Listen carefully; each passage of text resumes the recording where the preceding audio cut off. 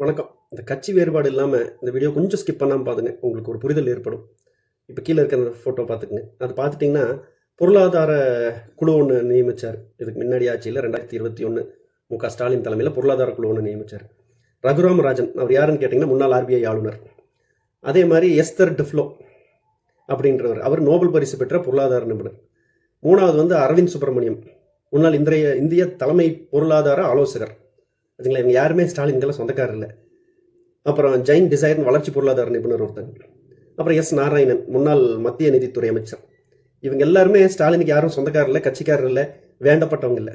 பொருளாதாரத்தில் நல்லா கை தேர்ந்து நோபல் பரிசு பெற்றவங்க. பொருளாதாரத்தை இதுக்கு முன்னாடி எப்படி ஹேண்டில் பண்ணியிருக்கிறாங்கன்னு அவங்க ட்ராக் ரெக்கார்டை வச்சு 5 பொருளாதார நிபுணரை ஹேண்டில் பண்ணியிருந்தார்.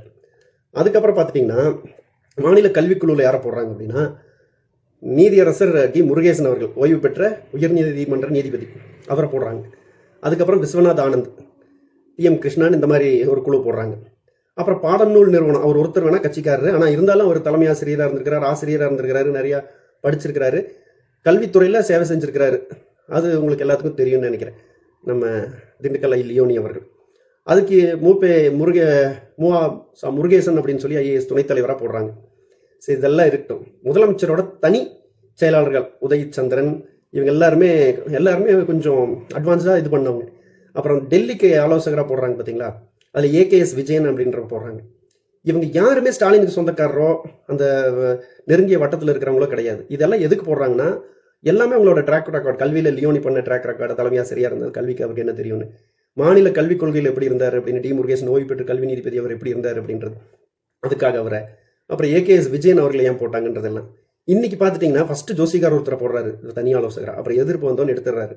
அதுக்கப்புறம் நம்ம பழனிசாமி, நம்ம யார் ஜெகதீஷ் பழனிசாமி, அவரை போட்டிருக்காரு. அதுக்கப்புறம் பார்த்தீங்கன்னா நம்ம நாராயண ரெட்டி அவரை போட்டிருக்காரு, டெல்லி சிறப்பு பிரதிநிதியாக போட்டிருக்காங்க. ஸோ இவங்கெல்லாம் யாருன்றது உங்களுக்கு தெரியும், இவர் ஜனநாயகனோட ப்ரொடியூசர். ஸோ இந்த மாதிரி ஒரு குழு போடுறப்பவே நீங்கள் பேசிக்காக புரிஞ்சுக்கங்க தமிழ்நாடு எந்த அளவுக்கு வளர்ச்சி பாதையாக போயிருக்கும் அப்படின்னு சொல்லி. இந்த மாதிரி குழு அந்த கீழே இருக்கிற இந்த ஃபோட்டோஸை பார்த்தீங்கனாலே தெரிஞ்சிருக்கும்.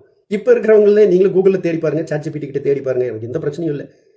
ஒரு உண்மையாக தமிழ்நாட்டை முன்னேற்றணுன்றவங்க எப்படிப்பட்ட ஆலோசகர்களை கூட வச்சுக்குவாங்க அப்படின்றதுக்கு ஒரு சின்ன உதாரணம் தான்.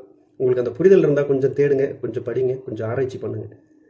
வெறுமனே நம்ம ஃபயர் ஓடுறதுலையோ ஒருத்தவங்களை குறை சொல்கிறதையோ குறை இருக்க எல்லாச்சிலையும் குறை இருக்கும். ஆனால் தேடி ஆராய்ஞ்சு படித்தா தான் அது எந்த அளவுக்கு எது நல்லதுன்றது ஓரளவுக்கு புரியும்.